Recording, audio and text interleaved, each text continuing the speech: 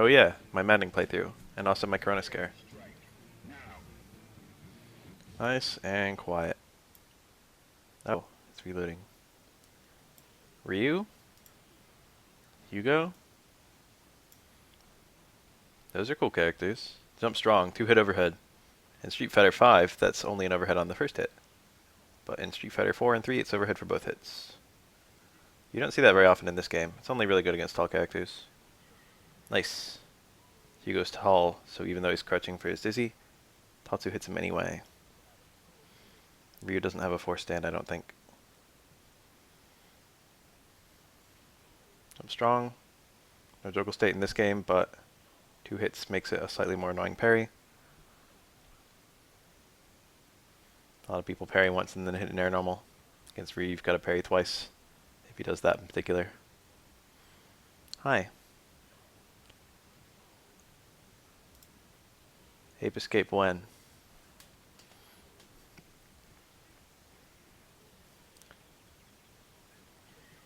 Nice little combo. Tatsu will not cross up in the corner in this game.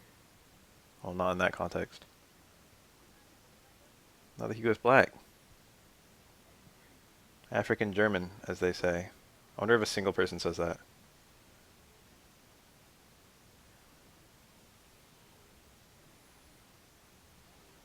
It must be annoying to be black and then have like white people wonder if it's okay to say black.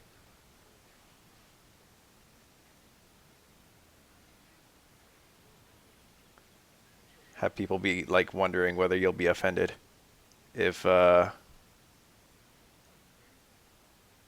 say black or not.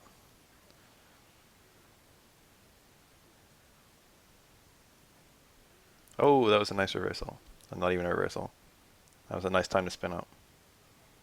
It was nice and far away, that's why I liked it. Oh, heavy clap. And then the punish was so shitty. That's like an Omega punish. That's what Omega Hugo would do, is light kick. And then you would cancel it to light clap. But that's not really a thing in this game. It is just a little bit.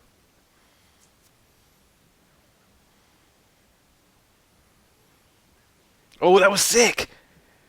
Oh my god, that was so cool. Reversal super didn't care about that meaty EX Tatsu. The EX Tatsu is a super annoying meaty to parry. I bet Ryu feels like he got a little teeny victory. At least Hugo burned some meter. The EX Tatsu will either be like 5 or 6 very quick hits, or 3 really far apart hits when parrying it, and it depends on how close Ryu is to you. And sometimes it can be really hard to judge. I think that was the multi-hit version, the rapid hit version, but it's hard to say. Cool cross-up Tatsu that was blocked.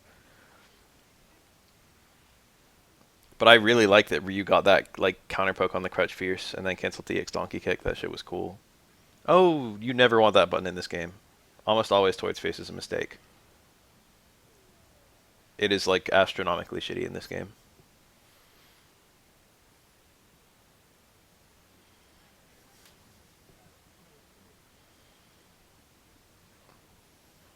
Rockwell, what's Spectre Boxing? Is that some new game or something? Or is that some sport I've never heard of? Grabbed a jab. Oh, he was trying it again. He was looking for that Crush Fierce EX Donkey. I see you now, Ryu. Oh, that was the confirm. He got the confirm. Spectre. Oh, that's Spectre. The Ape Escape boss. I don't remember Ape Escape very well. I've never beaten it. I've only done like the first two worlds. Hi, Spab. I'm not gonna guess. You don't have to tell me. LTG moment. Oh, I've played against LTG in ranked, I think 4 times now. I think I've won 2 and I've lost 2 for what it's worth. He was too slow. There's a consistent timing to punish that, and you're never in danger. He's actually not invincible if he does any running, even when he releases. There's just the danger that he's gonna counter hit you right as you hit your button.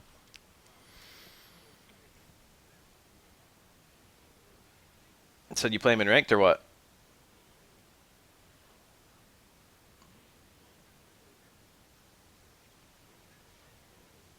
Cool combo. Always like that one.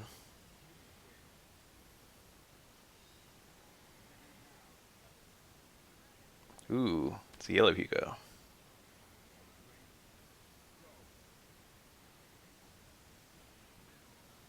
Nice little combo. He actually got the combo from the jump medium into the ground normal. That's kind of hard.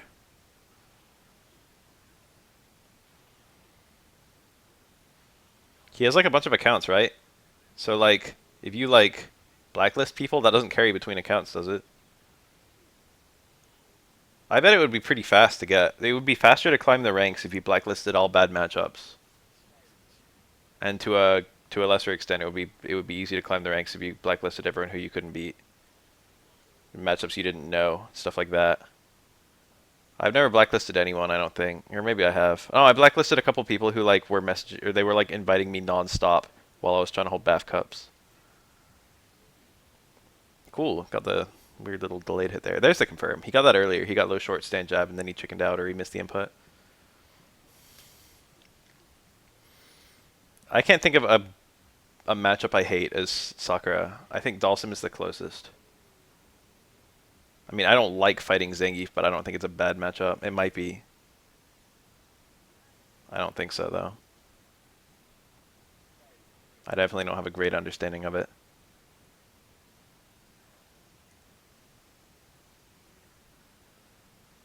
Dalsim is the only one I've played where it kind of feels like it might be a bad match, but that's also a matchup where I don't know it very well. But it doesn't seem like Sakura has a lot of tools to like play. Ooh. Oh! Neutral throw.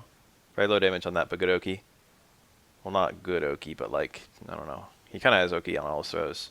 The thing about the neutral throw in particular is it gives him time to do stuff like he gets a juggle in the corner and mid-screen he gets a guaranteed taunt, and none of his other throws give a guaranteed taunt. But it leaves Hugo a lot farther away, so like, oh, why are you doing that? So like forward throw leaves you point blank and you get Oki on that as well. Hi. My school is actually not in session right now.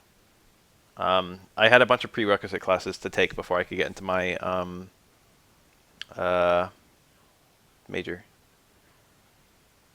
And I took them all, and now they're all done. So now I'm just waiting to see. I'm waiting to get through the waitlist on my major.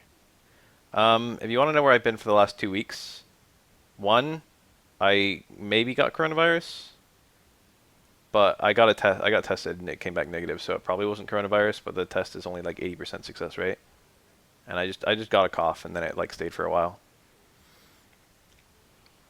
Ooh, look at all those. The punish was so shitty. Was that a failed stand short super? Or no, he was probably. I don't know what he wanted. SPD was the sensible thing, I think, after the final parry. It might have been a little bronchitis or something, I'm thinking. I don't know, I just kind of got a cough. I stayed home from work a few days too. It was annoying. I kept on like it was a very dry cough at first, and then it became a slightly wet cough. It was like every few seconds I would feel like nasal drip. What is this? Look at all these people who've been waiting patiently for me to stream so they can sub to me. What was I saying?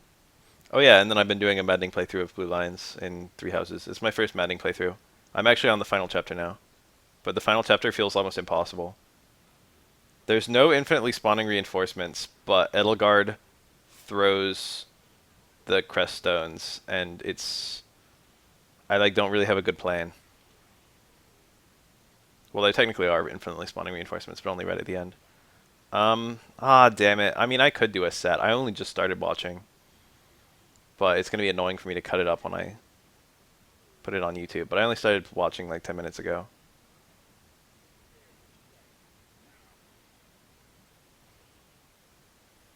So like I could just cut everything after before this out. It's annoying when I have to edit it together for like super long videos because it has to like encode for that shit. There's probably like some app or some fucking executable that you can just like edit together videos into a longer video with no re-encoding, but I don't have anything like that.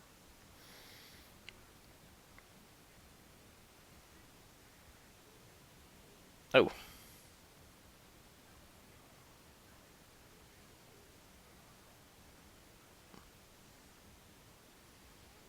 How long is this just gonna sit here? Just here? Just here forever? Just on top?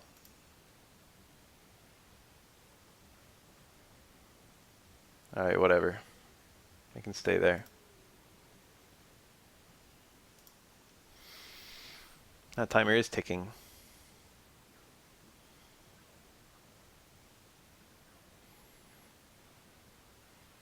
I missed all of September.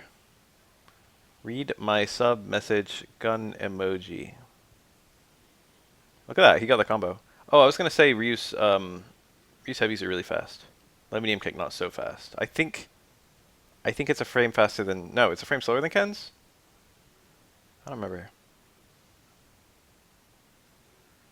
I think you just type the colon and then you do the emoji and Twitch autofills nowadays. But I don't know if that's a feature of better Twitch or just a feature of Twitch. Punish that? Okay, he got it. See, I punish with a 5 frame normal. I punish with Laura's launch. So it's easy for me. But I think Ryu's close fierce is actually 4 frames, so it's probably easy for him as well. Either close or crouch fierce is 4 frame, or maybe both of them. Someone go dig up Ryu's frame data.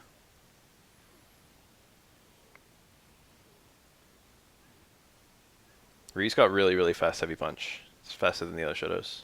That's like one of his big weapons. It's very important for him because that's how he lands Donkey Kick, and Donkey Kick is maybe his best knockdown. Light Tatsu is his best knockdown, I think. But Donkey Kick's not bad. Letting EX Donkey Kick is valuable.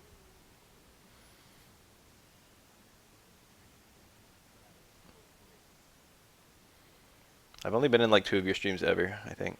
Oh no! Maybe a bit more than that. I don't think I'm following you. How do I do that from here? I don't see a button for follow. Oh no, I'm following you. No, you're following me.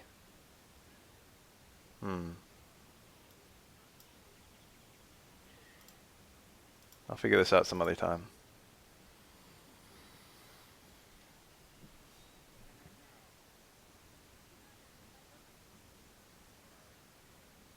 I've been seeing a lot of people say Street Fighter V is a good game lately. Did something happen to like Tekken? Because people don't normally say that, but I keep on seeing it. And usually that means something really bad happened to other fighting games.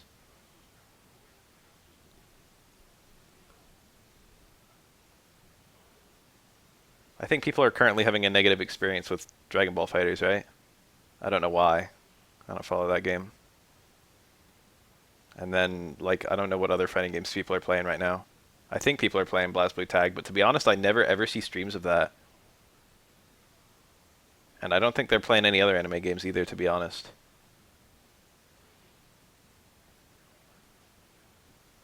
I like don't know what the current anime game is. Oh yeah, that one. Uniclear.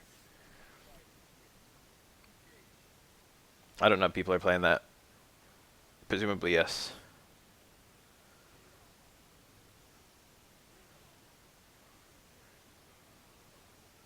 Central Fiction's a pretty good game to spectate, to be honest.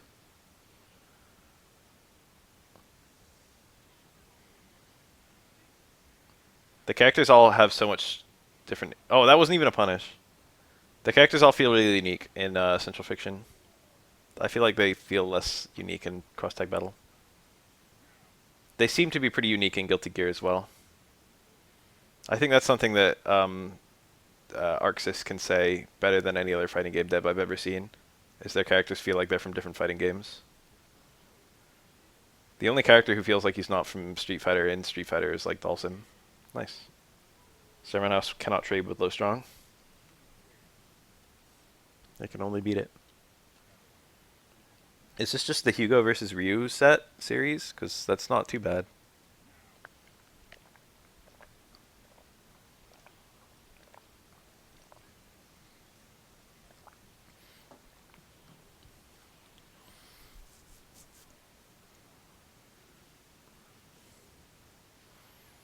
Cool. And here EX Fireball. Sweep, they hit a forward dash.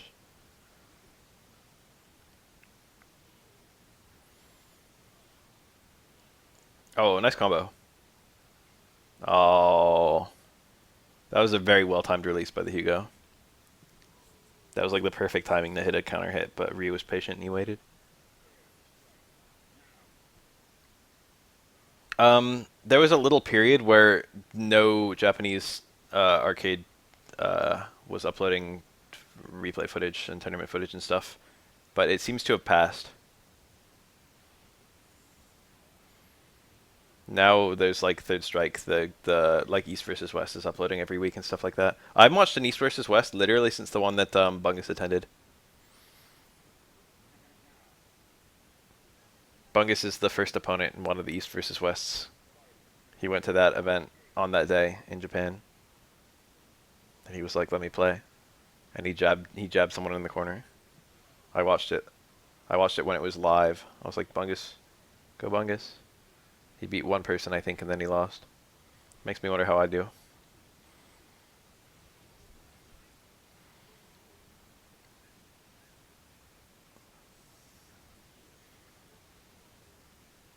For what it's worth, he was probably playing on stick and he's used to hitbox. Nice. Ape Escape 1. If I play it, what will you even say? What will be the next game on the list? Nice. That combos at all ranges, I think. As long as it's a clap cancelled to a SA3, I think the SA3 can always combo, but if you're really far out, sometimes it needs a really precise timing. That's good.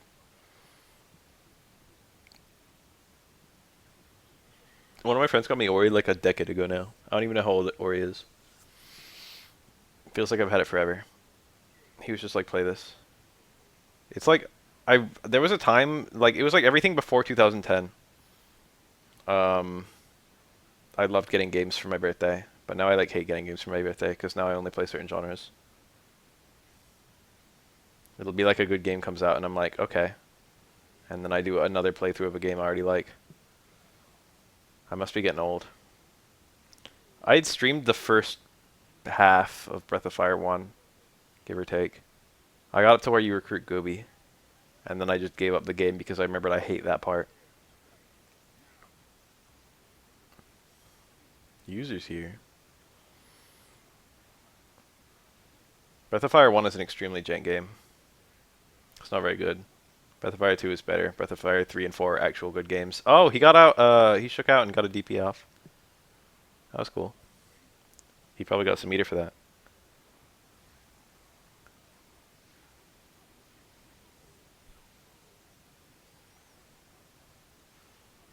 Nice. Parry into stand strong. Oh, that wasn't a punish? Are you kidding me? That's a fast super too. He just didn't do it right away. Oh, missed the juggle. This is SA1 Dudley. That's not a common pick in this matchup. Ah. It's more like it's just not a common pick anymore. It's something about the matchup. It's a little bit about the matchup.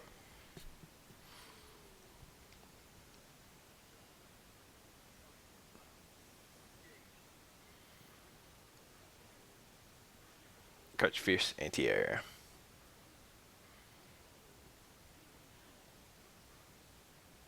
Is this really how you play against Dudley? Neutral jump, neutral jump, neutral jump? I don't like it. That doesn't look like good. Do a super. Huh? Didn't do a super. He was trying to do a fancy combo. He wanted the EXDP where it hits in that way that it doesn't go up very much and then you can combo another DP, I think. I don't think about that combo very often. Actually, I don't know if that was a way that he can do that. Maybe he just wanted to super cancel. I don't know, that was really weird. He could have just done any super juggle and killed. He was trying to do some stylish combo, but I'm not like familiar enough with what Dudley can do against Hugo. Against some characters, Dudley can do EX DP into regular DP, and it does an ass ton of dizzy. It's like worse in other ways, but the dizzy it does is crazy. Dudley's dizzy output is normally not very good. Nice! That's still... Hugo was still midair. That's invincible. Um, Dudley's dizzy output is normally not very good, but if he lands certain things, he can just rapidly stun you. And Dudley should be aware it's like, well, I've got 40% dizzy, and I just landed a stand roundhouse, or I've got a guaranteed stand roundhouse here. Got a parry or something like that. I think you can do one stand light punch machine gun blow against Hugo, but I'm not even sure about that. I don't think you can do several. Or like I think there's something more optimal that they do instead. Because a lot of characters, it's like you can do light punch machine gun blow, but you've got some better thing you can do. Cool towards fierce struggle. Towards faces is kind of a meme for Hugo. It's almost never the right idea. That short swing blow does a shit ton of damage. Dudley's landed like 3 attacks. Cool blur frame. You see that? Dudley was getting all smeared. Hold on, go back. Look at him. What's he doing? Um, in I saw a tweet recently that was talking about how in Vampire Savior, during super freezes, blur frames are specially coded so that they'll complete instead of freezing. So you never get smear frames during super freeze. Kind of neat. It'll go to like the next solid frame and then stop.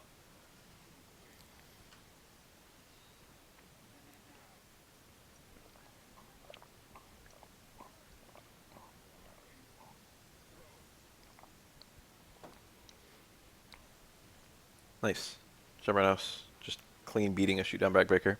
Shoot down backbreaker is unparryable, but its hitbox is not super great, which means most air normals can just stuff it. So it's good if you protect them to be jumping in parrying, but it's bad against other stuff. Hugo doesn't have super great anti-airs. He had juggles there. Could have been cool. Meter wasn't a factor. You could have just done it. Could have done stand jab into shoot down backbreaker or something.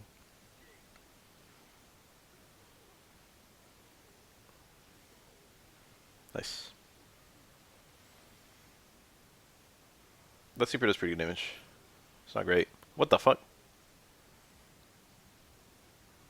What was that intended to be? I can't think. Nice. He had a juggle there. Oh, what the fuck? Why? Of all the TCs to do, he did like the fucking worst one. Oh, big punish. Never mind. Should have been staring at something. Neutral jump roundhouse. If that connected, even though Dudley was doing it at the height of his jump, his tiny jump plus the quickness of SA1, he would have done high connect jump roundhouse into SA1, and it would work. SA1 is a 2-frame super. It's very quick. Nice.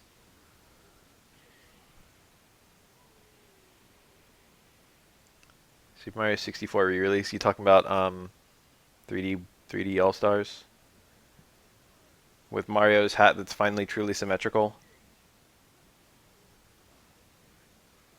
I'm doing okay.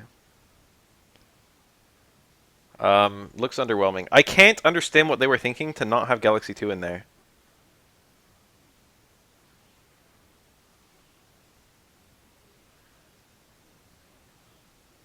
It feels very absent. Oh, that's a difficult one. You have no idea when the parry's coming. Hugo could do it whenever he wanted. A forward jump was better than a back jump, but it was just a fat guess. There was nothing good to do for Dudley. Super, I guess. But even super is bad because you can't do motions during the super freeze. So if Hugo, you have to like, you have to do the entire super motion after the freeze. So if Hugo released immediately, you wouldn't be parrying.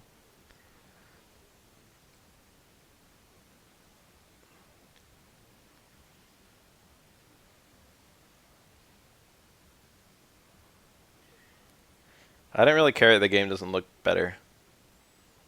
I think it's kind of cool they're going to remove waggling from Galaxy, presumably. Never been a huge fan of waggling. It's not a big part of Galaxy, but I won't miss it.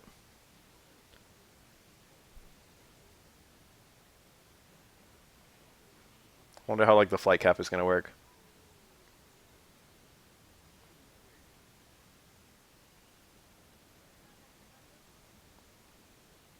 $80? I thought it was 60. Is that Canada money or something? That was a red parry. We didn't see the red frames, but that's always a red parry.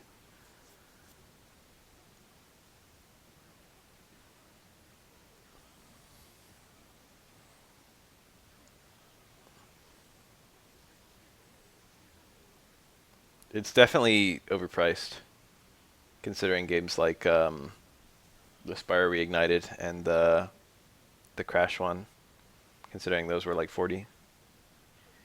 That was a bit too far to go for that. It was obvious he wasn't going to have any invincibility on the way in because he couldn't just release it immediately. Even if he did release it immediately, that low strong might have traded favor or like beaten it. Ugh. I mean, like in terms of what they're actually worth, I think they can get away for selling it that much because they are like masterpieces, or like two masterpieces and like a fucking shitty ass GameCube game. Um, so I think Nintendo knows that too, and they're just like, fuck it, let's make $60 per person or whatever, 80 CAD. I really do find Sunshine to be pretty obnoxious. I feel like it's like an entire Mario game of that one level, and I don't just mean like the fucking shitty ass like oh like the lily pad. Why? How? Dudley just threw Hugo out of a meat squasher. Wow, cool combo. No, never mind. Cute. He did the wrong punish. That was supposed to be a heavy clap, for sure. The way he crouched afterwards and the way I think he was expecting to parry more than 3 times maybe. Or a parries 4 times there, but he did low parries instead of standing parries, so if I did low parries, I might only have to parry 3. Like, I feel like every level is just annoying in Sunshine. I don't like that the level changes between... I don't like that about Galaxy either, the level changes between stars. But it feels... With Galaxy, it just feels like a bunch of different levels, because you kind of go to different places every star in most levels. The only one where it really feels bad is the one where it's a giant ring of water in Galaxy 1. You know what I mean? It just feels... It feels like the galaxies just have completely unrelated things. But Sunshine, you're like in the exact same map with different objectives. And you can't really do them out of order. Like occasionally you can do them a little bit out of order. But like a lot of the shines in that game are just annoying. Or like they're not interesting. It's like, oh, then there's a giant caterpillar running all over the beach. Or oh, these cataquacks are standing on these mirrors. Or oh, you've got to roll a fucking watermelon around. And it's just the same fucking map. The Sandbird was on the Cataquack one, I think, wasn't it? You had to bounce the Cataquacks off the mirrors and then the Sandbird. No, I don't remember. It was on that level. The Pachinko is the only... I shouldn't say the only, but it's one of the most overtly broken things. I'm not just going to fucking use that as evidence that the game is bad. Because that's one shine. But it's definitely like the worst shine in the game. Or it's not... Pachinko's not hard, it's just like stupid. It's like over pretty quickly. I'd way rather do Pachinko than the lily pad one. But the fact that there's only actually like 94 shines, or whatever, 96 shines, I think, and then the other 24 you get through blue coins. Like you actually genuinely collect 120 stars in the process of beating Mario 64. Some of them you get through coins, but they still like pop up stars. But the blue coins, it doesn't really feel like an accomplishment. It doesn't feel good.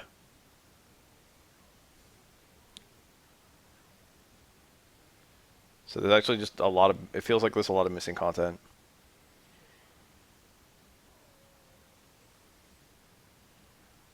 And like the bullshit ways that they hide certain blue coins is a pain in the ass. And it's also hard to look up which ones you're missing. I've never gotten all 100... No, I think I have. I think I have gotten all 120 shines. That didn't look like the right frame, but it worked. There's only one frame where it works, so I guess I don't know the crouching frame on Hugo. I like don't know what it looks like. That was it. Or I guess there's multiple... No, yeah, there's only one frame where it works.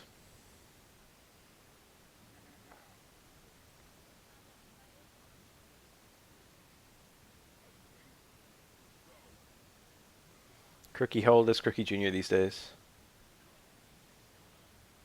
I have my Wii U hooked up. It's literally covered in a layer of dust. I'm looking at it right now. I could like draw a happy face in the dust on top of my Wii U. Granted, it would be covered in dust anyway, even if I used it, since it doesn't move. More egregious is the fact that the controller is presumably covered in dust too. But I can't see that one from where I am. I've got a lot of games I could probably sell for like modern consoles. I sold a lot of my retro games and stuff. The Wii U has the Battle games, which I will forever be grateful for because they were modded Battle games, which allowed for 100% completion without trading, which I think is kind of cool. I appreciate that. You play any Silent Hills? I've beaten all of them. I think I've beaten 1, 2, 3, 4, 0, Origins, excuse me, Homecoming, Downpour, and Shattered Memories, and I haven't beat Book of Memories. So I've beaten all but one. I'm gonna be that guy who says I like all of them, except Book of Memories. I don't like that one. I do own it, and I actually do own a Vita, and I couldn't muscle my way through it, even though I've beaten every other Silent Hill game, even the bad ones. The worst one? My least favorite's Origins. The storyline feels very uninspired, although there's some cool parts, like the opening where you save Alyssa from the building. Um, the story feels very uninspired. It feels like just like, hey, let's do Silent. It's like a half Silent Hill 1, half Silent Hill 2. It's like mostly Silent Hill 2, I guess. Just done again. Very lazy. Origins is the PSP one, yeah, but I think it got a PS2 release as well. Homecoming is... There are a lot of good and bad things about Homecoming. There's a lot of really stupid things about Homecoming, but I don't find it to be too bad. I think it has probably the best gameplay of any game in the series, which is something I feel like people rarely discuss with Silent Hill. They're not trying to talk about the gameplay. They're trying to talk about like the story and the spook factor and whatnot. But I think Homecoming is the only one where it doesn't feel awful to play. You have some semblance of control, and the combat is not like, I don't know. It does give you a bit too much control. Enemies are not particularly scary. You still don't want to fight them. You still avoid them. Fighting two enemies at once is usually dangerous. But it's not like, you know, I like meticulously avoid enemies in most other Silent Hills.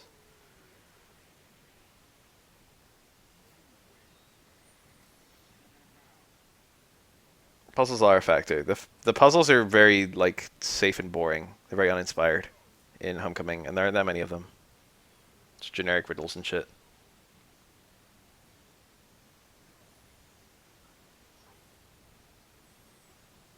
I don't find the puzzles to be terribly interesting in any Silent Hill game. I like 4 a lot for the room. I find to be an extremely cool idea. But I find 4 to be extremely tedious to play. One, it's got a lot of escort mission stuff, and it's not a good escort. 2, you've got a lot of unkillable enemies between Walter and the ghosts, and I find that to be stressful, but not like fun, you know? Not the fun kind of stressful. And then you have to revisit the room over and over to like modify your inventory, which is very slow and tedious. And the combat feels horrible in that game. And occasionally you're forced to fight. So like you can get through Silent Hill like 1 and 2 with basically avoiding almost all combat.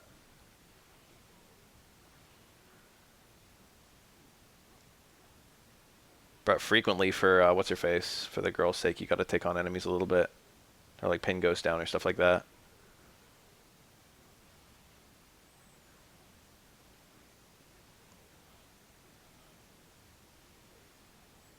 I feel like 4 should have been my favorite game, but it ended up being like one of my least favorites just because of how tedious the gameplay is. I like Downpour. Downpour has like a few moments that are actually extremely shitty. Um, like extremely, like just objectively shitty. Like when Murphy's reciting the rhyme and the kid is getting choked out and it's just like done like it's animated horribly.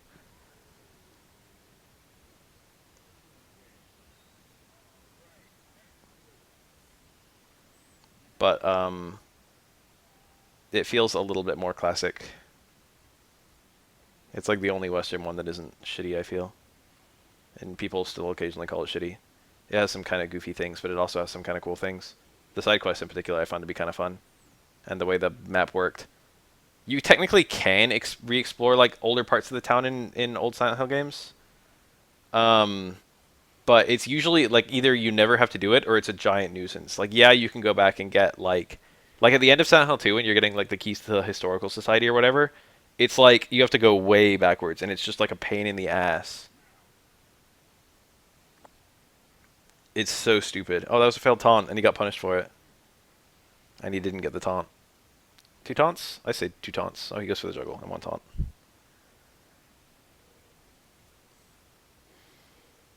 Downpour had like actual occasional reasons to revisit old locations, and it wasn't as long of a run. And there was also like a fast travel system that was kind of cool with the underground. And some of the quests were really neat. I feel like you could go to the room from RE4 in Downpour, but I don't remember. I think you could. There was that room with there was the house with the ghost that like came out of the paintings or whatever. There was the one with the guy who like was missing his heart, and you could go into the basement, and there was this huge fucking labyrinth, and you could find his heart at the end of it. That shit was super cool. That was actually one of my favorite moments in a horror game, and it was hiding in like a fucking something that probably less than 10% of Downpour players actually did. Some of the monsters from Downpour felt really shitty, but some of them felt really good. I like both Silent Hill movies. One is actually one of my favorite horror movies and one of my favorite video game movies, but I don't feel like it's super good.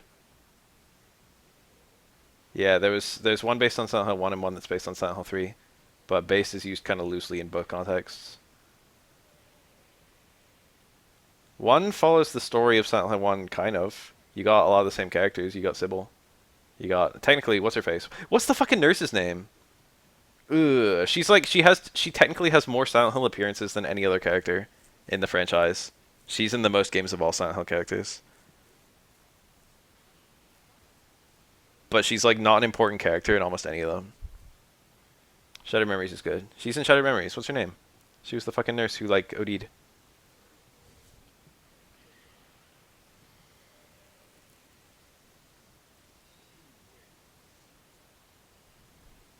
I think when it was going all otherworldly in the movies, it's kind of cool watching everything like fade to pieces.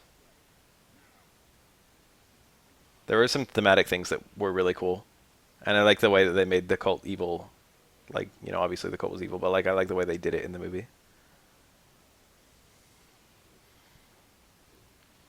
Imagine my surprise when Sean Bean didn't die.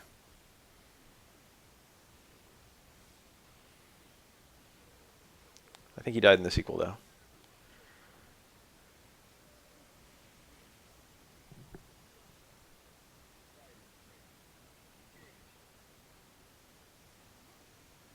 The weirdest thing about the Silent Hill 1 movie is that like instead of Harry Mason, it's literally just a character they invented who wasn't in the game.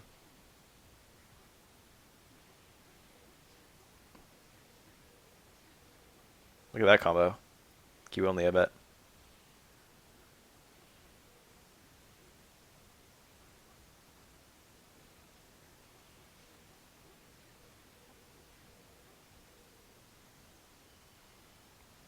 Ooh. Just like that. The taunt. Rude. Oh, that's a taunt. That's a taunt too. I think. No, Dudley can punish it, but he has to read it. Or like maybe he can like react with an instant EX machine gun blow. I think a lot of Dudleys wouldn't do that, but like if you eat an air-to-air jump fierce, you're gonna be waiting for the taunt as a Dudley, I think. So it was safer not to taunt. I think the Q's decision not to is the good decision.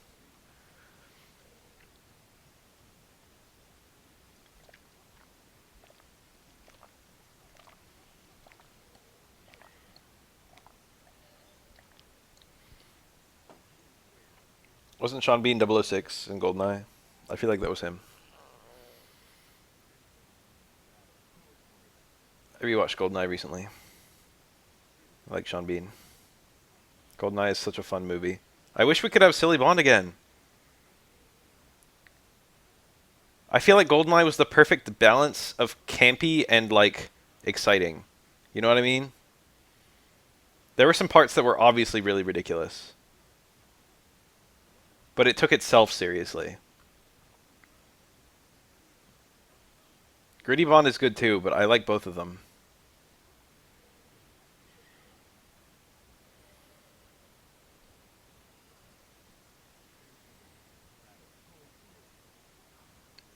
Is that a punish? Looks good. Every now and then the second hit of that can fall out, and it's fucking so miserable. It is like Batman, isn't it? It's a lot like Batman. I'm definitely okay with some silly Batman as long as it takes itself seriously. I would say that Batman, pretty much every Batman movie has been a little bit silly. And they all take themselves, I shouldn't say they all take themselves seriously, because definitely some of the fucking 80s, 90s Batman. They were all 90s, weren't they? Nice combo. I feel like Shorts from Glow is normally what deadlies do in that combo. Doesn't that increase damage or no? Or does that add too much struggle potential? I don't know how much it adds. It might add like 2 or 3 or something instead of 1. Crouch on S adds 1. I remember fucking Samurai Jack climbing around a fucking spaceship with a katana killing like robobugs. Wearing a spacesuit. That's like pretty ridiculous. But it took itself really seriously too.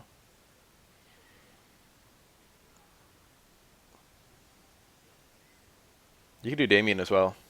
I feel like Damien could work in a gritty Batman. It is a Robin issue though. It's not like you could have Nightwing too even. But you couldn't have Robin. Or you could only have particular Robins. You couldn't have like Dick Grayson Robin.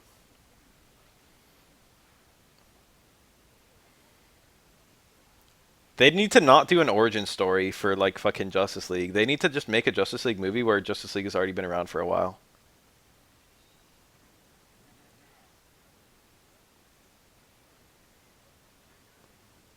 Like I don't need a fucking explanation.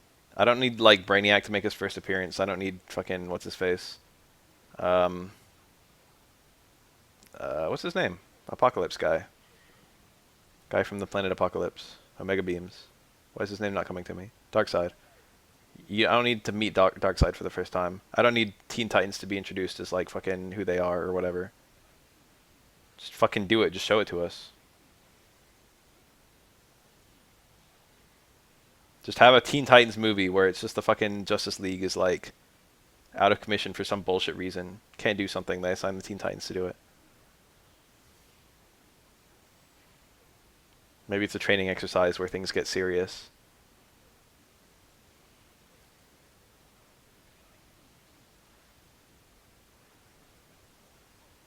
Nice, that's a punish, I think, for 2 Rekkas.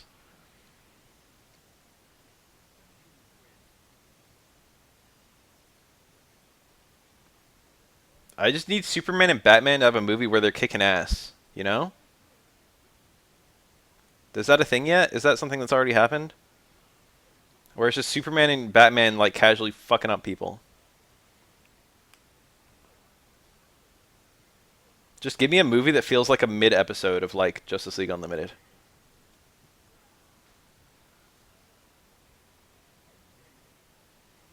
I don't understand how all the DC movies are so shitty, but all the DC animated movies and all the DC animated shows are so good. Why is that? Why is that that dichotomy of quality?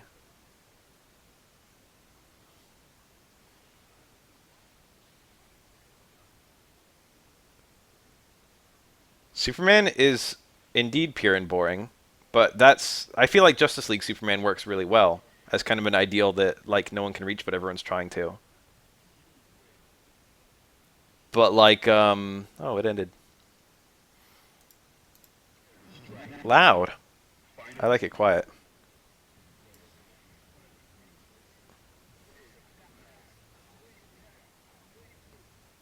I feel like there are a lot of characters who work well in their original franchise and don't work well in Justice League and vice versa.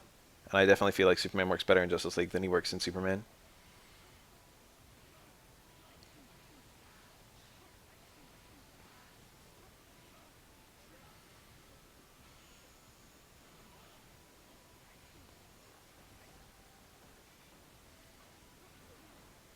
I don't think anyone needs an introduction on who Batman is.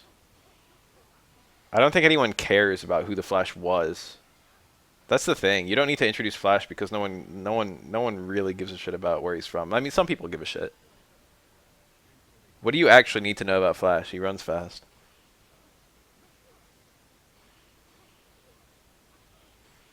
Do you need to know the origin story of fucking Barry Allen or Wally West? Not really.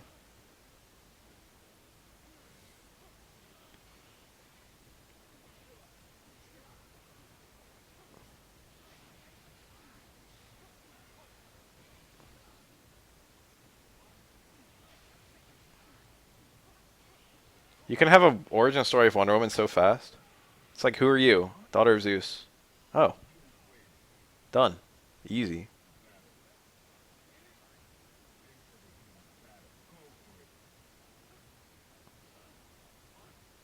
There's your fucking origin story.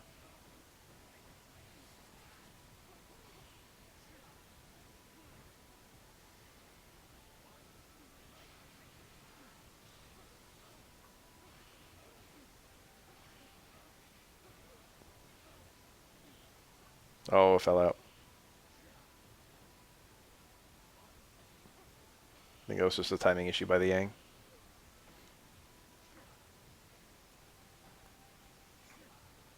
Green Lantern, Green Arrow.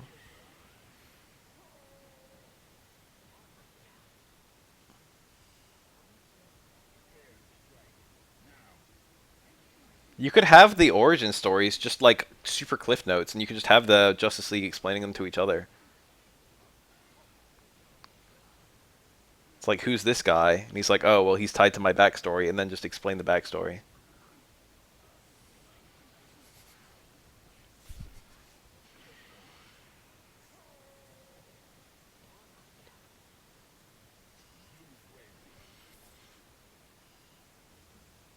It was me, Barry.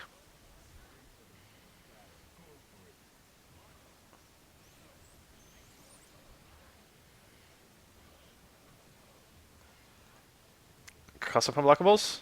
I think so. Can't tell. That one, I don't know. You normally go into a knockdown, I think. But he didn't. I love Sayambu Yang.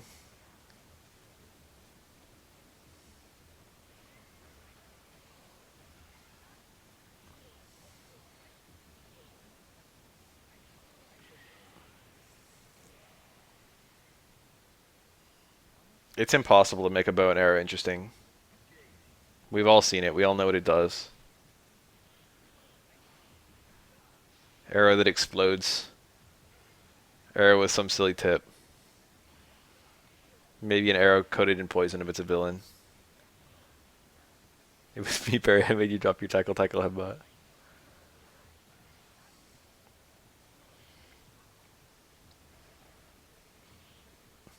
Arrow with a chain. Here and there. Yeah, arrow that becomes a net. I've seen that one.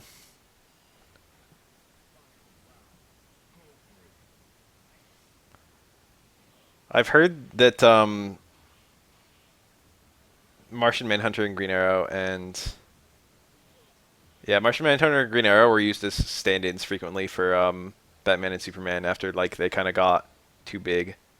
It's like let's make people care about other characters. So we'll have Martian Manhunter do some superhero fucking heavy lifting shit, and we'll make Green Arrow fucking solve some mysteries.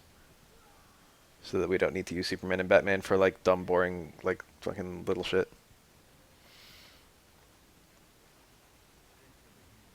I think that was the thing for a while. I like Hal a lot. I like that he's kind of dumb. That's something that I really find amusing. It's like most of the other like superheroes are highly intelligent. You just got Hal Jordan just fucking like, I'm doing my best here. And it's especially hilarious because his fucking weapon is powered by creativity. I mean, it's powered by willpower, but creativity's like the next big factor.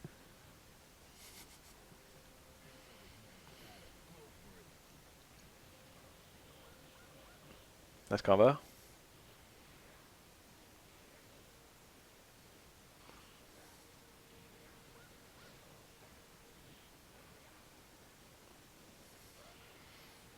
They just need any fucking plot where each like unique quality of the Justice League is like integral to solving the issue. We need Hal to be fucking really willful for a second. The fucking show does it. I don't know why the fucking movies can't. Nice. Oh. Ugh. Martian Manhunter would be really cool in a movie.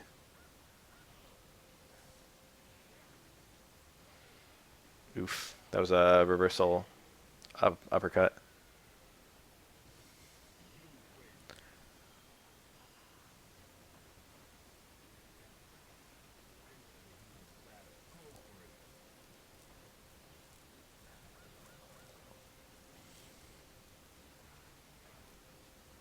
Superman's already like a fucking weird alien. Martian Manhunter's a weird alien too, but he's like not familiar with human culture. That's like the big difference between him and Superman.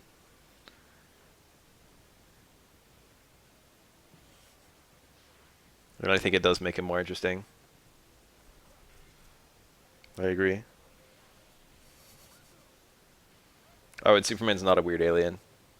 That's the annoying thing about Superman. He's actually a very ordinary alien. There's nothing alien about him, except he can blow really cold.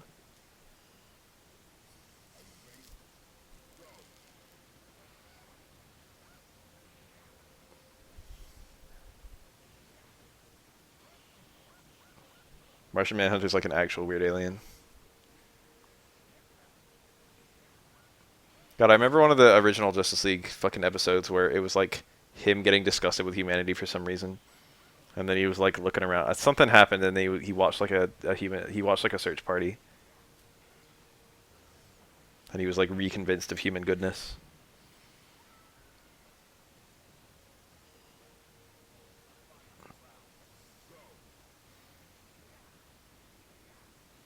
I remember really liking it, but I don't remember the plot. He could have done a mirror there, I think. He got the meter right then.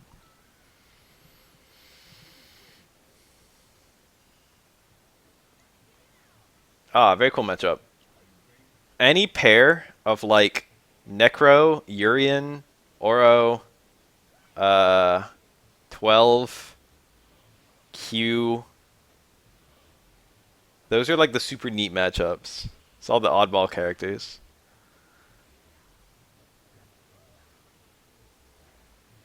Ooh, ah. It's one frame each time. You can get up to 6. He could have spent another meter to kill Urian there, and I think it was the correct decision not to. Echo can chip you out pretty well.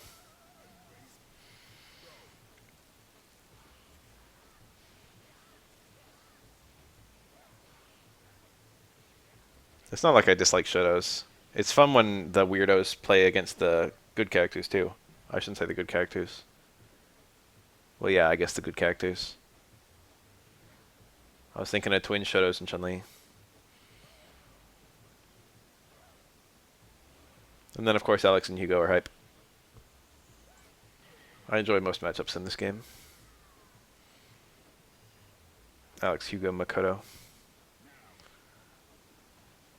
Escaped Russian science experiment. Yes, on all counts.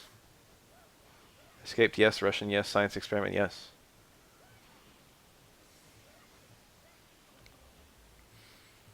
He's part of he's a prototype of a series of experiments to he's a prototype of the 12 group, but he's not 11. Um, it's supposed to be a being that can rapidly heal from any injury.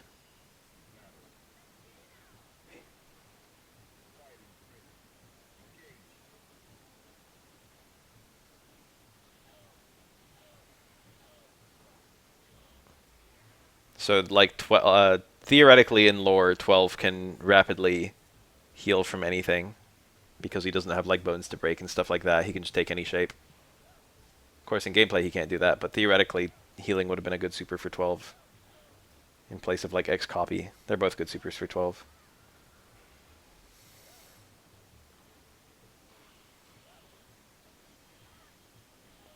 I don't remember if Necro was originally a human. I think he was. I don't remember if we have lore on that though. I know he has a real name, and it's like something kind of like it's something kind of boring. It's not super boring. It's like a not fully normal name. It is a fully normal name. It's like a real human name.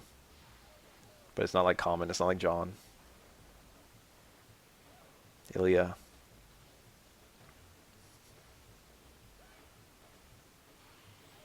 I don't think Effie was an experiment. She might have been. I think she was just someone he met after.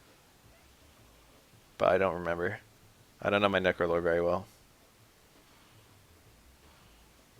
Cool, good jump.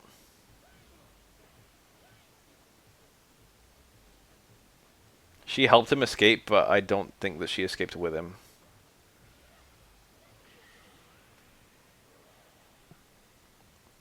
Or like I don't think she was imprisoned rather.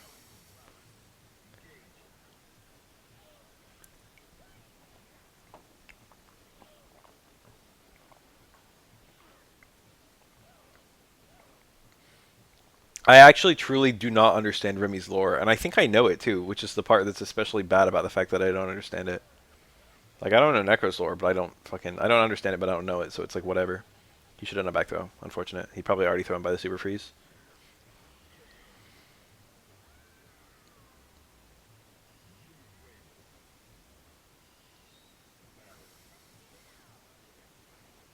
Remy's lore is like my dad fought. My sister is frozen in ice. I hate fighting. Fighting is the reason my fucking dad wasn't there and my fucking sister's frozen in ice. Or something.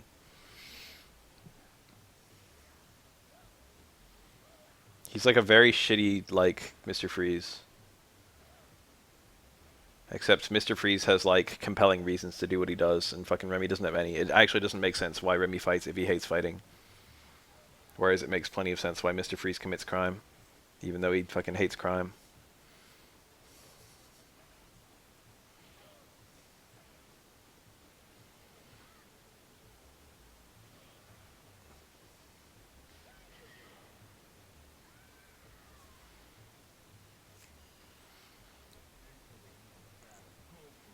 We have no lore on why Remy's fighting style is so similar to Gal and Nash's. They're lights of virtue. It's the name of the move. Light of virtues.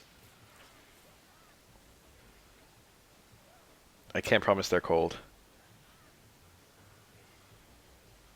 Nice. That was the overhead to be airborne.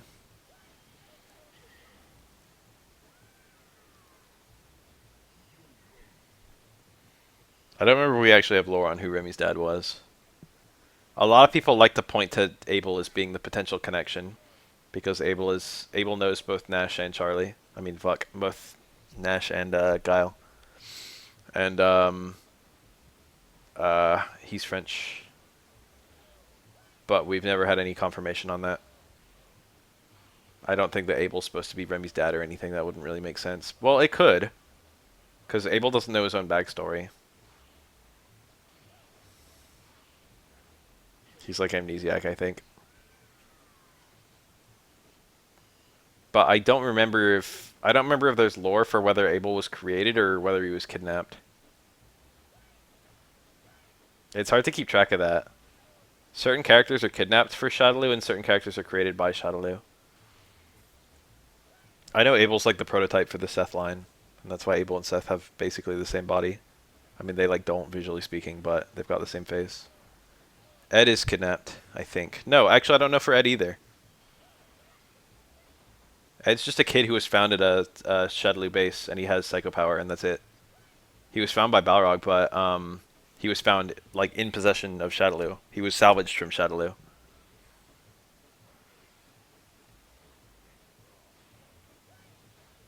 So like that doesn't tell us whether he was created by Shadaloo or not.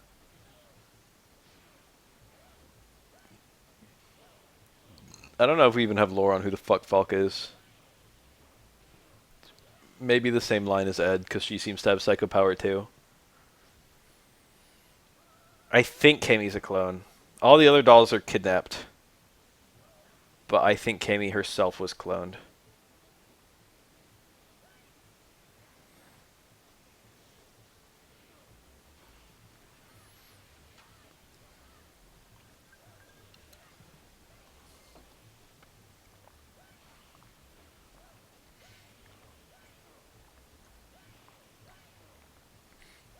I don't really understand in what way Kemi's English.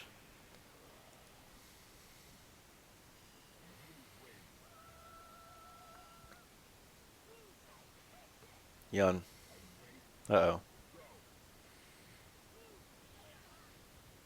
I think Necro's not great here. Is Falk evil? Both Falk and Ed are theoretically not evil. Or rather, they oppose Shadaloo.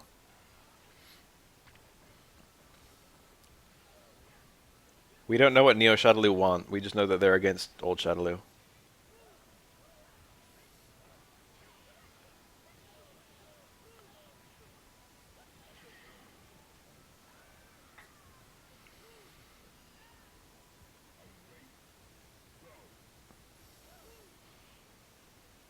I think that the people in Neo Shadaloo are trying to free people who uh,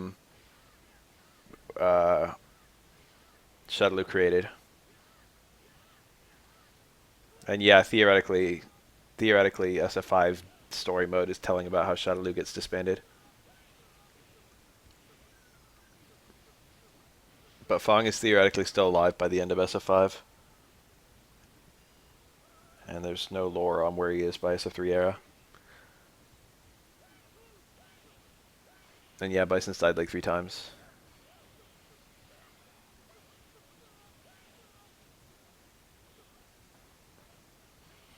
Did I miss something super sick? Hold on. Whoa, I lowered the volume. This round? That damage? That combo? I think this round. Oh yeah, I watched this. Cool little instant air strong. Cool little combo. Yeah, I saw that.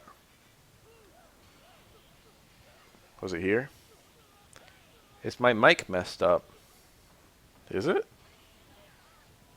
Seems to be working on my end. 12 under X copy. I took a sip of juice. Maybe my throat was doing something weird. Let me clear my throat really loudly.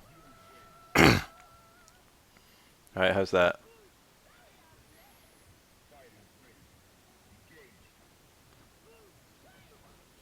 Sometimes I reposition in my chair and everyone tells me that my voice has changed.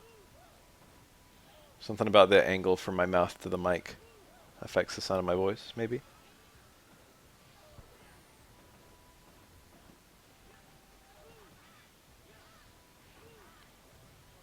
Sometimes that upkick hits twice, but it might be character specific. I don't know why young players do what they do.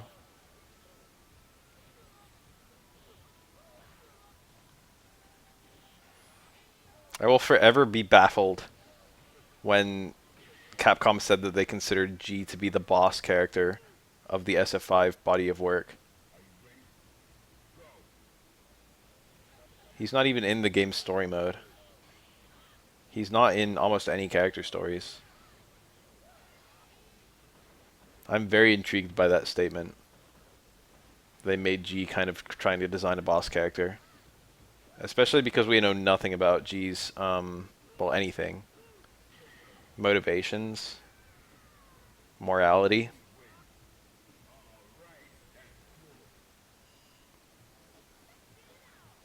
I think they did a good job if you're only looking at G's character design. He's quite an intriguing theoretical boss. But yeah, they didn't in no way did they translate that to story or gameplay or anything.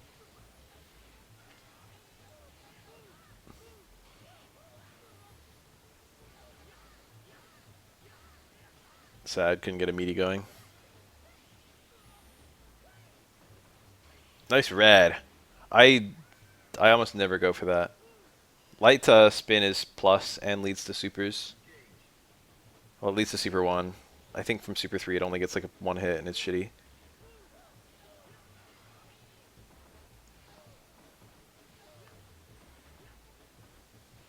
If I look at like M Bison and I look at G and I look at Gil, I feel like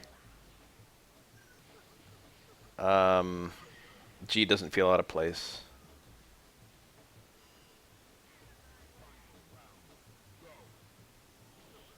Don't look at me. Maybe your speakers are... No, I don't know.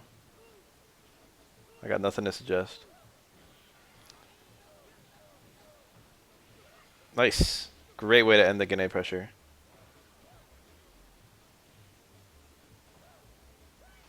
I think I wouldn't be surprised if Yang could just light dash punch a blocked core circle, half circle forward kick, the low grab. Ah, you should hit on the second parry. Parrying there was a really good idea. I don't think Nikali's a bad design. I think that story mode obviously squandered him. I think he's uninteresting. Well, the problem is he's actually the most interesting, the 4 new characters for SF5 Vanilla.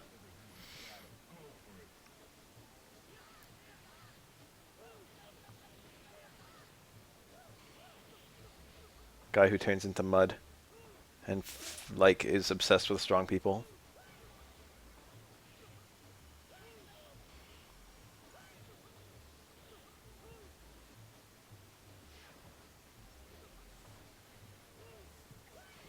I really like Nikali's V skill too. I feel like that's the only thing on Nikali that kind of like feels Mudman. You know what I mean? Like you have these his really bizarre character story mode where he's like literally like made of stone and turning other people into stone or fucking melting them or whatever he's doing. But then you actually play him and he just does regular ass boring shit. The only thing he does that's really out there is like yelling a fireball or vomiting mud onto the ground. That's it.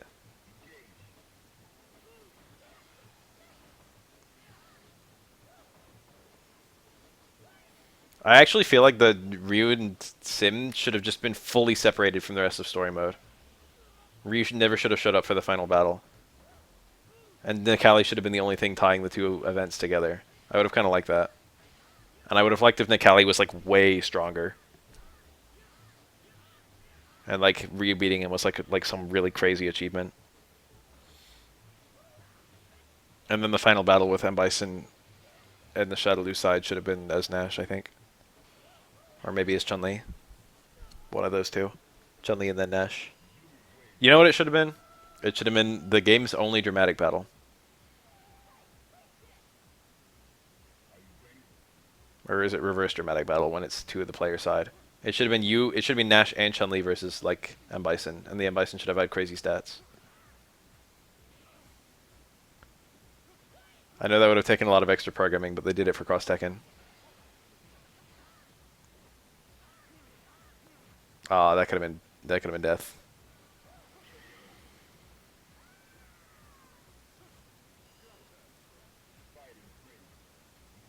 I'd really like to see another chapter of the character story, just because we got so many more characters now. I think that I feel like the mistake of SF5 story mode was putting it all together. I feel like there should have been some different things going on concurrently. I mean, there were. I just didn't feel like they had to all convene. There were some of it was done quite well. I liked Jury and Vega and Kenny and that whole little side story. I like the characters going to fucking Brazil and beating up Peter. There were a lot of things I had no strong opinion on. I liked Helen and Urian appearing together.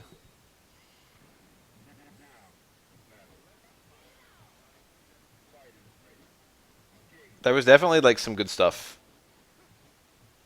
It was mostly just like irrelevant and like weird. One thing I remember really liking, which I think a lot of other people liked, was how good the expressions were on everyone.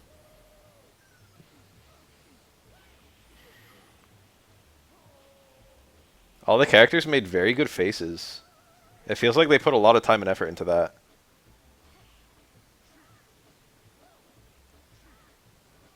And yeah, pretty much every scene with Rashid was good. Rashid's kind of like a silly character, which is why it was especially good that he was literally like the straight man of the story. You know what I mean? He was the only one reacting to how weird everything was. Even though he himself is like pretty weird. I think that instantly made Rashid really likable. He made a nice connection with the audience.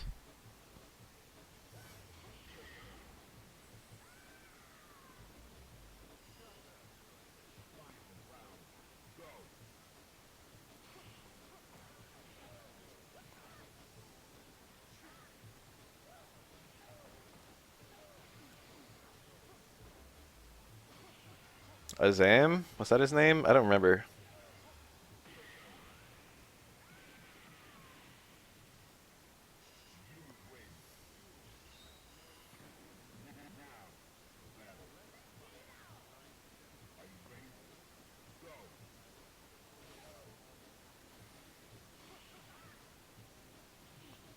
People were very low expectation of Capcom whenever it came to new characters. I think SF5 has a pretty good roster now. It's not like there are certain characters I don't care for and certain characters I'd really like. Like I don't mind fighting Korean. I actually quite like fighting Korean, but I definitely wasn't one of the people waiting for her. But I'm glad that everyone got her because she is kind of cool.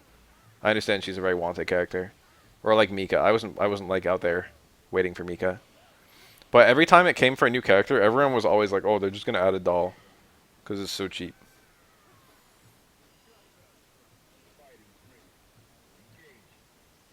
And I feel like they did like, give me 20 minutes. I feel like they did. Oh, that was on the ground. It's not difficult to block. He trying to do that while Necro was still midair, so he'd have to parry. But Necro could just hold left.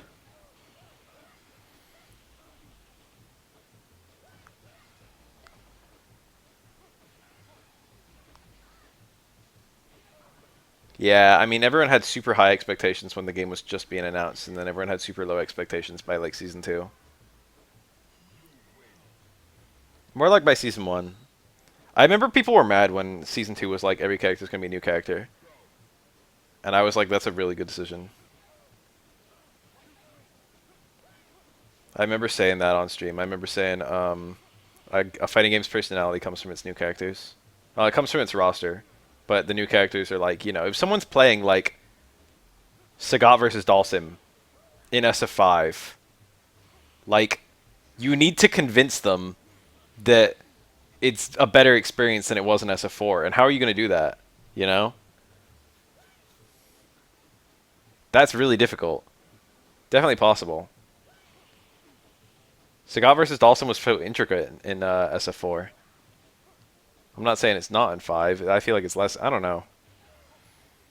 I feel like I'd rather watch Sagat versus Dalsim in SF4 any day.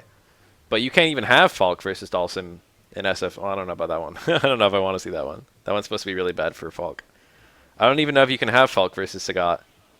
Or, obviously, you cannot have Falk versus Sagat in SF4. So, like, that's a SF5 exclusive thing. I like all the new characters, pretty much. I think every single one is really cool. I think there are some that they could have done a little bit better. I think Ed is probably the most egregious in that way. Or Nikali. Nikali than Ed. Cool. He didn't have to parry that. He could have blocked it. I love Abigail. Abigail's actually one of my favorites. I really like fighting Abigail, and I really like the way Abigail looks. He's so goofy.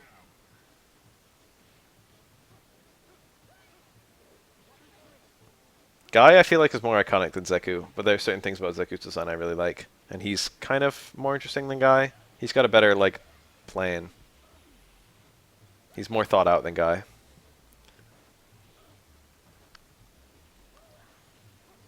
I would like if there was like a guy. I like Zeku. I like his visual stuff. I like the way he looks, and I like his form swapping and whatnot. But if there was a guy with Zeku's moveset, I might like that more.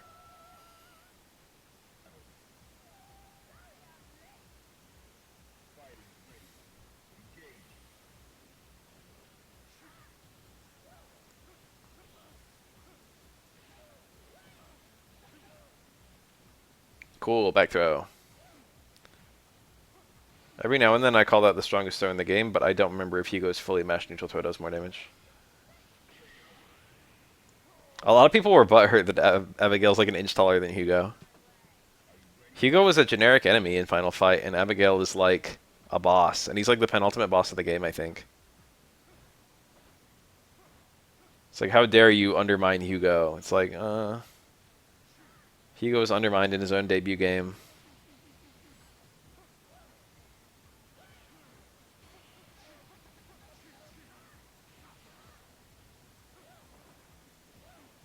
I don't remember anyone saying that fucking Rolanta was undermining Poison. I guess Rolanta's older than Poison. And also, they don't really have anything in common. I have mixed feelings on Fat Birdie. I think Fat Birdie has a lot more personality than Punk Birdie.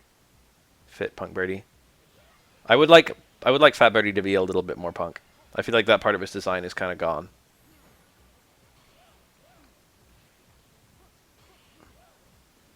Now he's like fucking pussy whipped.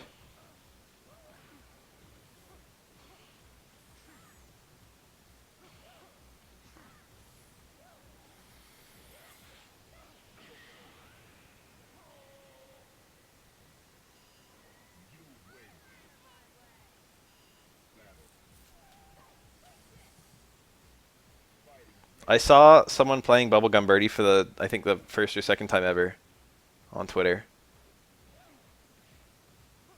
It was like a UK pro, but I forget who it was. It was versus Guile, and he was making a case that Birdie should actually pick V-Skill 2 versus Guile. And it was a good video to show that off. There's so much room for tech in Birdie V-Skill 2, and yet no one picks it. It's definitely harder to use, but it's actually very easy to get V-meter with it. I think a lot of people act like it's hard to get V-meter with V-Skill 2. Cool. Dudley will never land, I don't think. But he might as well get full meter. I really like Lion Manakuma. I've said this before, but it's a reference to Koma Inus. It's a statue you often see around Shinto temples. Google search Koma Inu. Everyone do it right now.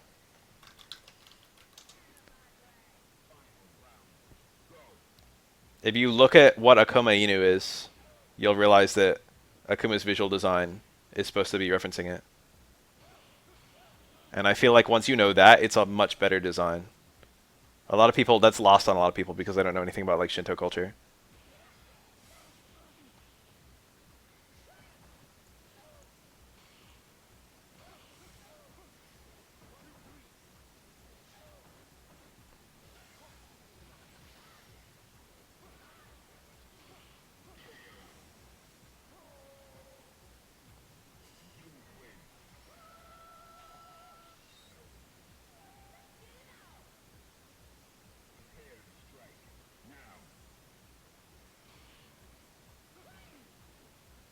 That's an SMT demon. Cool sequence. Low short into the grab.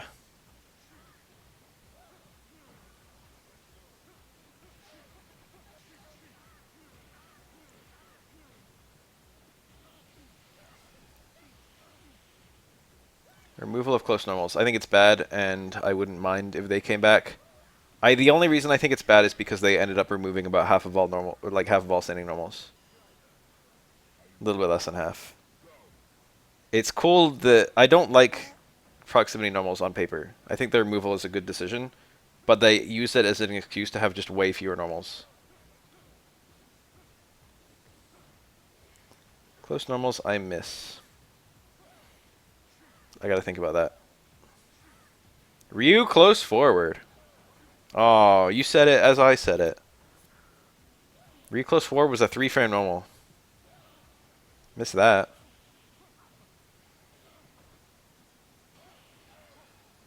And I guess like Akuma far forward. A little bit. Not as much for that one. I don't care about that one. Akuma close fierce. That almost gone. Remember that? Remember Akuma close fierce? Remember low short, low jab, close fierce? Sakura stand fierce, yeah. I missed that one. Sakura close forward, I definitely miss. Sakura stand forward is a fucking hot mess. Close forward is the good one. Nice parry, nice punish. Oh. Start of a nice punish. Sakura stand short's still there. I don't think that one had like... I don't remember that one having different versions. That might be like alpha. I remember it always being the fucking one that's an SF5. I remember when it was 1 frame faster. It used to be 3 frames, now it's 4.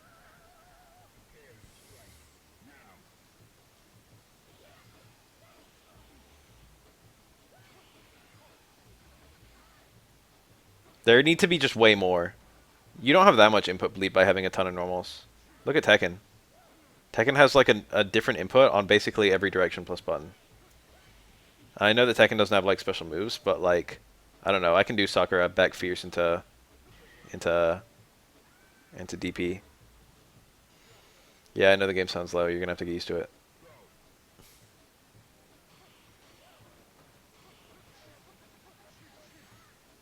If I can do back buttons into DP motions, then, you know.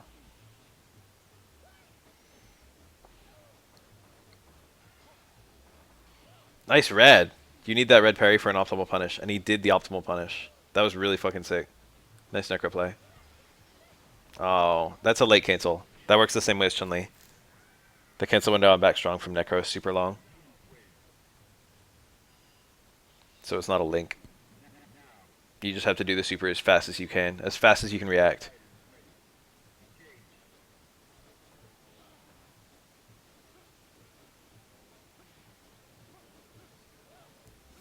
Sometimes it's low short into EX Mantis. In fact, I would say it's more typically low short. I wouldn't say that's the game plan though, because the actual game plan is low forward and close strong. And command grab. And all of those into Rekkas.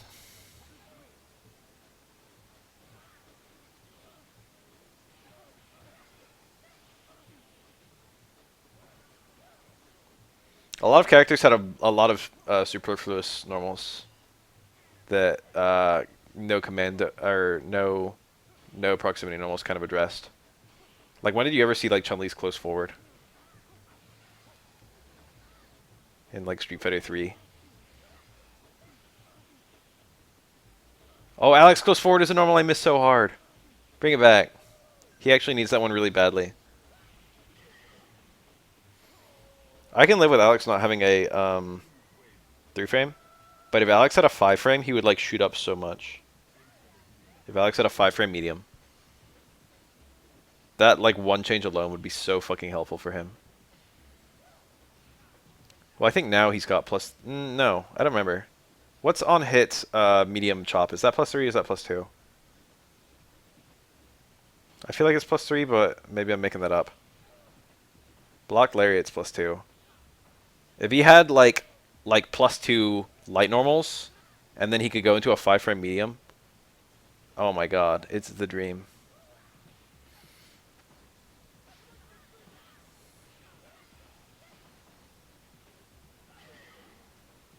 +2 only. I remember medium chop is leaves the opponent closer, but I didn't remember if it got an extra frame or not. One of them has different frame data. Well, I think now 2 of them do. I think medium chop is a little worse on block, and then heavy chop is now way worse on block to justify the fact that it has the cancel.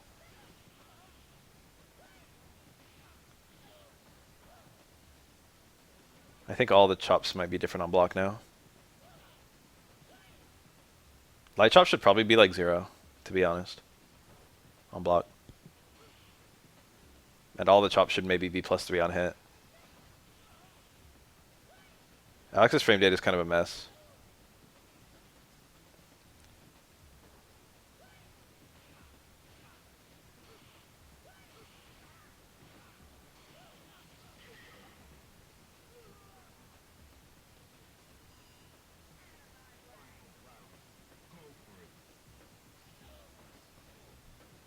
What is the video? Oh, 8+ frames. I remember that one. Classic. A lot of people like either didn't get it or didn't realize that I got it.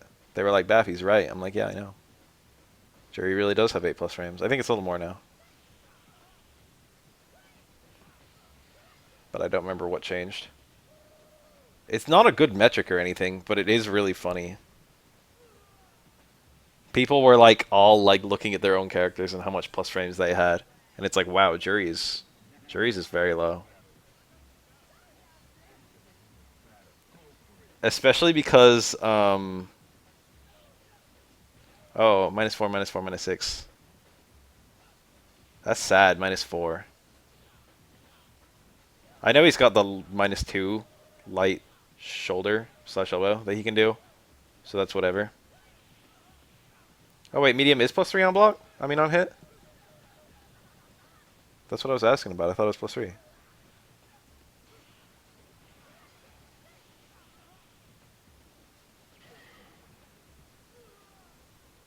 He needs that +3 because he's got the 6-frame command grab. I think the EX is 5.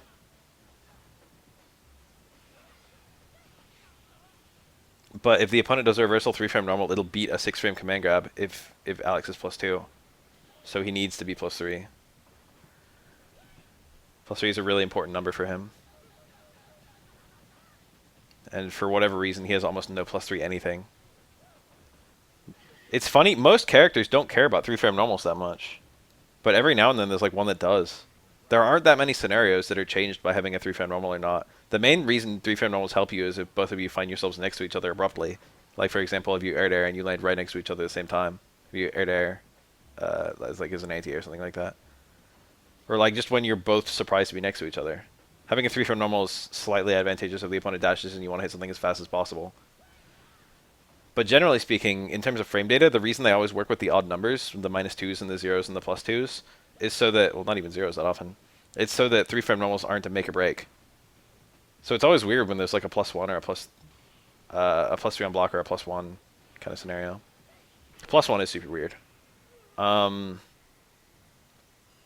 Remember Fong, Stand House is +1. So if you have and Fong doesn't have a 3-frame normal.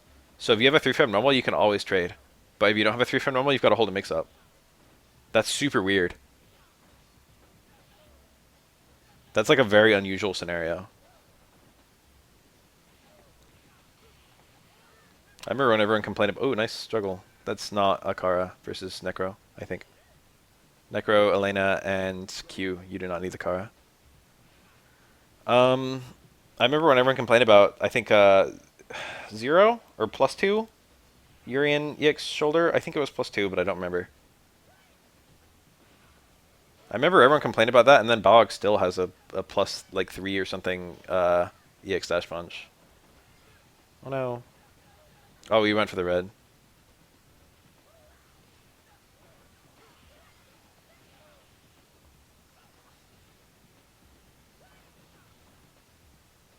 Balrog kind of like, he kind of sneaks by sometimes. Sometimes there'll be like a sweeping nerf and he'll just get excused from it. I feel like that's happened at least like 2 other times. Is Tina still here? Balrog's like Houdini when it comes to nerfs. Stand Around House is plus on block, and it's a crush counter, and it's like his max damage crush counter, and it's still plus on block. That's super rare. Where's Tinas?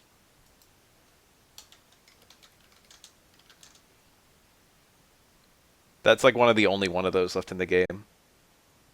The main heavy pressure normal is also the crush counter for max damage.